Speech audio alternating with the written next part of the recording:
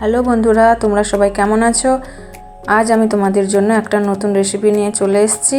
তা হলো শিউলি পাতার গরম মুচমুচে চপ। তার জন্য আমি প্রথমে কয়টা শিউলি পাতা নিয়ে নিয়েছি। তারপর একটা বাউলের মধ্যে 3 টেবিল চামচ বেসন নিয়ে নিতে হবে।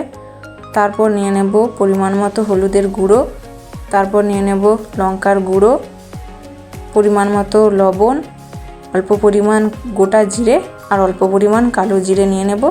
তারপর তাতে পরিমাণ মতো জল দিয়ে ভালো করে ব্লেন্ড করে নেব। 2-3 মিনিট ব্লেন্ড করতে থাকবো। ব্লেন্ড করা হয়ে এলে ওই মিশ্রণটিকে আমরা 5 মিনিট মতো ঢেকে রেখে দেব। তারপর কড়াইতে পরিমাণ মতো তেল দিয়ে দেব।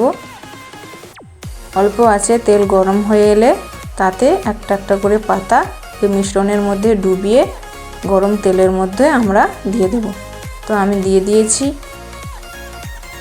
তোমরা এটা বাড়িতে ট্রাই করতে পারো। বাড়িতে থাকা অল্প পরিমাণ জিনিস দিয়েই এটা আমরা বানিয়ে ফেলতে পারি খুব সহজেই। হালকা আঁচে ভেজে নিতে হবে। তো ভেজে নিলাম, হালকা লাল হয়ে এসছে।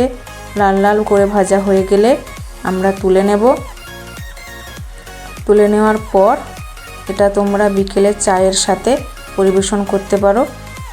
তো বন্ধুরা, রেসিপিটি যদি তোমাদের ভালো লেগে থাকে একটা লাইক করে দিও। অপূর্ণ আশা চ্যানেলটিকে সাবস্ক্রাইব করে দিও। Thank you.